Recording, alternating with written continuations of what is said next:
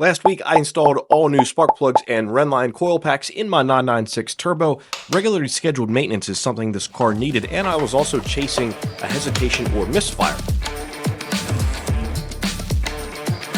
Doing a spark plug job is actually an immense amount of work, more than any other car I've ever even heard of, but I got it done. Unfortunately, the hesitation and misfire remained, so it's not a spark related issue. I know it's probably not surprising, but my 151,000 mile Porsche 996 911 Turbo is having some problems. The car is breaking up at high boost, high RPM, and I'm thinking it's fuel. So the first thing I need to do is do some fuel pressure diagnostics. And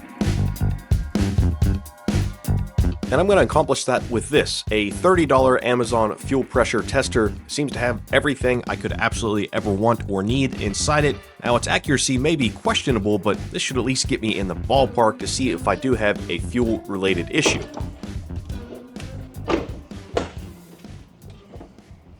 Holy crap, this thing is hot. Luckily, to test the fuel pressure, it's just that little fitting right there that comes off the fuel filter.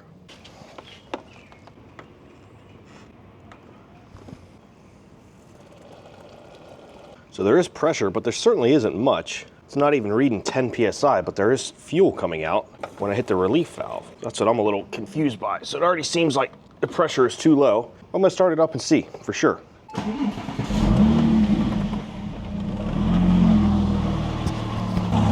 Oh yeah, that's definitely low, guys. It's not even at 40. It should be 55. Hopefully this gauge is accurate. Now I need to watch it and see if it goes up.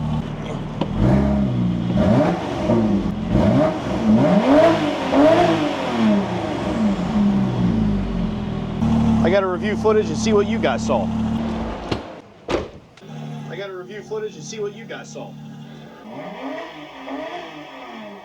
Well, if you guys saw the same thing I saw, fuel pressure is dropping all the way down to 30, and it's not going up at all. Now the pressure isn't dropping, which is good, but you can see the pressure went up some, so I kind of feel like my fuel pump is dying. Could very well be the problem.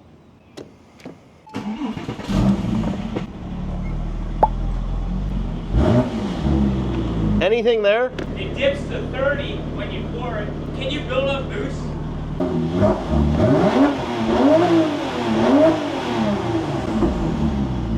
0.2 bar. Yeah, it dips to 30 and it never goes above 40. Also, I'm pretty sure this thing just threw flames. Nice. Definitely seems like a fuel-related issue, so I figured I'd hook up the OBD2 scanner, see if there are any codes. There weren't, and then Donald had the good idea of running some diagnostics, looking at some graphs, which you can do really easily with the Ansel FX2000. Donald wanted to see the fuel trims and if it was trying to overcompensate by having low fuel pressure and low fuel volume, and we could do that with this nice OBD2 scanner. I've got a link below if you'd like to check it out. Oxygen sensor output voltage. There we go.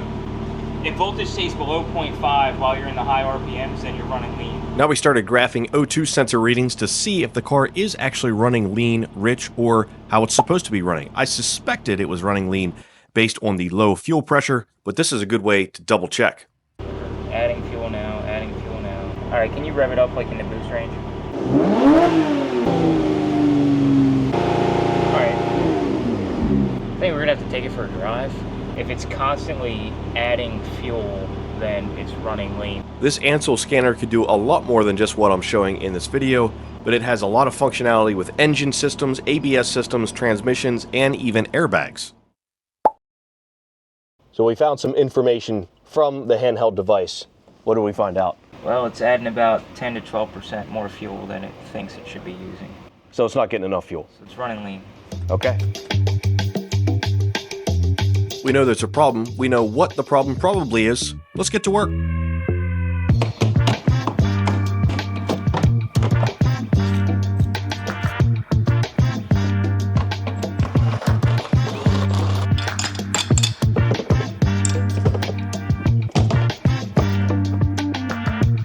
Oh God, that's a lot of fuel. If you hear strange noises in the background, Donald's just doing some work on the Miata. And one. New brakes. Got to clean the EGR valve. There we go. It's a solid rig. Oh, it's a rig, all right.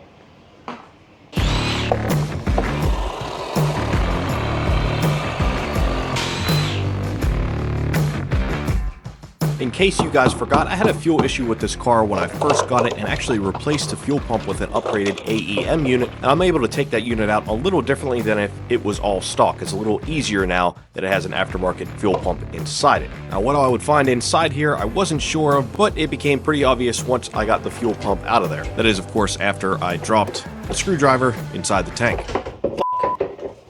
Screwdriver down. Oh, got it. Here it is, Donald. Nice. Oh, shit. Is that how you pulled it off? Yeah. Well, there you go, buddy. Well, there's part of the problem. Okay, problem identified. Well, guys, I think we found the problem. So when I pulled this out, not one, but two big cuts in this hose. This is a brand new submersible fuel line. I don't know how, why, or what, this happened, but it did. So now we're gonna fix it.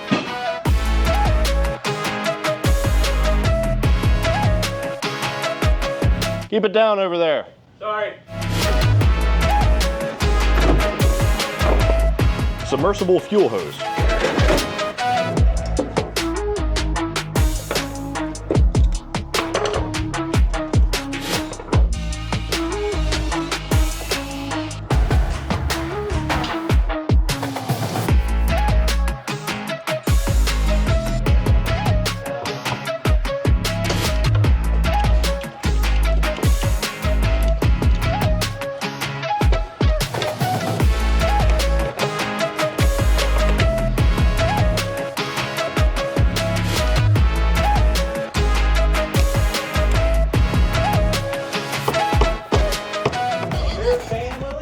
All right, Donald, let's see what happens.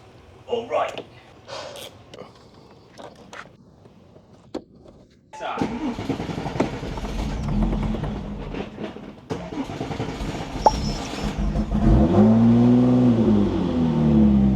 Okay. More than it was. That's certainly better. Here, rev it up.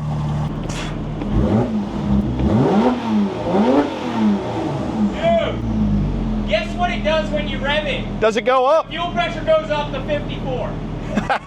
Holy shit.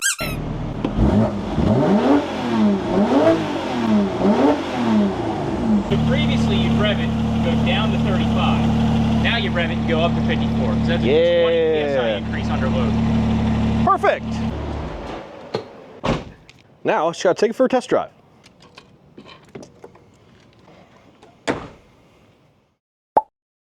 Some idiot forgot to put this screw in. It was me. I'm the idiot.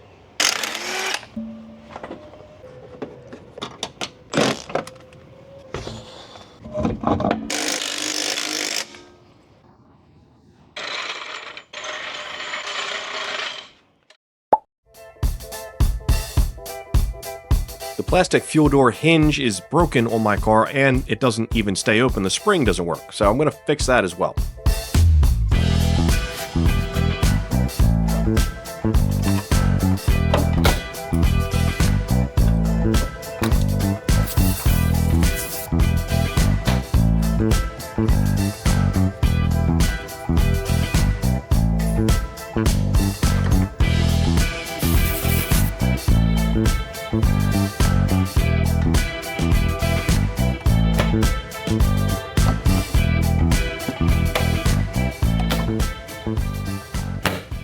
Yes.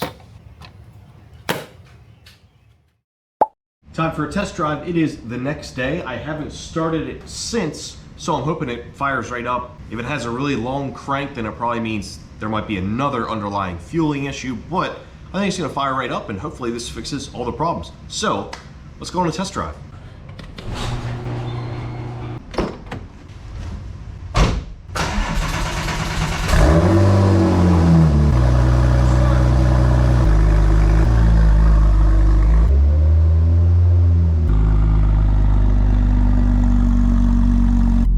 Beautifully and perfectly.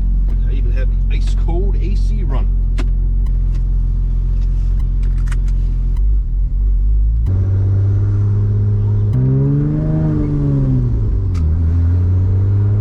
It's running great, guys. Then again, it was running great at, basically no load before. I'm gonna let it warm up and then we'll get into some boost.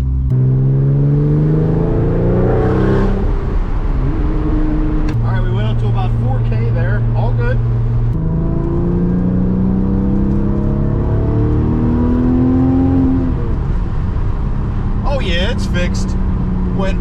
past 4,000 RPM without a hitch. Diagnostics and fix were on point. Oh, I'm so happy. So now I'm gonna turn around, go home, and load the tune on this car. Yes, this is getting a Marski tune, and it's gonna be really easy to install as well.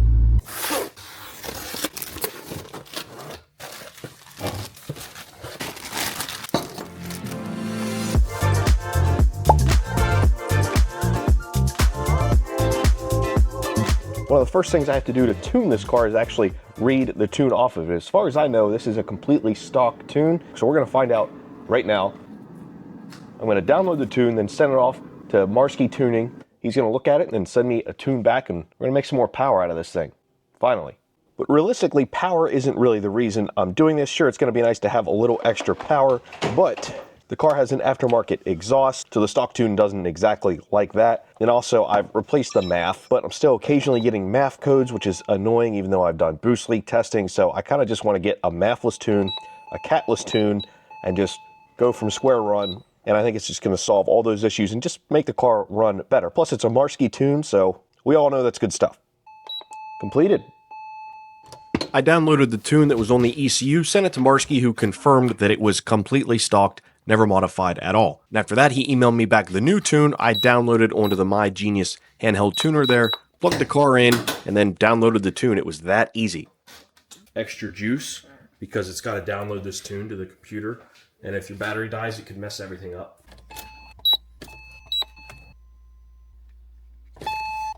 Writing ECU completed. Look at that. Done. Alright, Marski tune is in, and right off the rip, throttle response is completely different. It's, I'm certain that he remapped throttle response in some way, but it honestly feels like a completely different car. And I've only driven it for like a mile.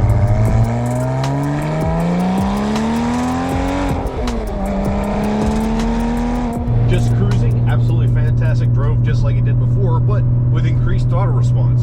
Now we got to get on it a little bit, get up there in the boost, the new boost, be higher than stock boost, see what this thing's really made of. All right, little second gear pull here.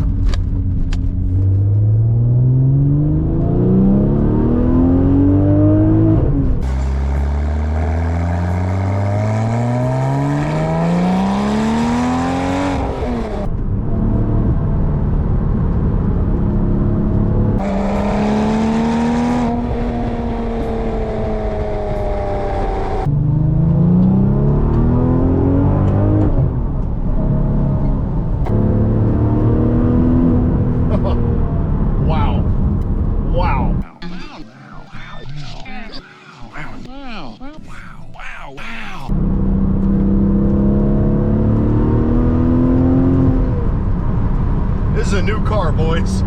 This is a whole new car. Woo!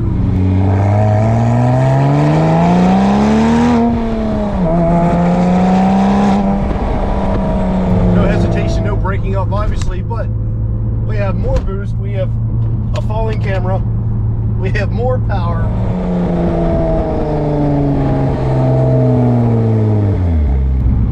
Oh man, that is an investment well spent. Just getting a tune for this car. It's completely changed everything in 5 minutes of me driving it, and like 20 minutes of work of actually adding the tune to the car.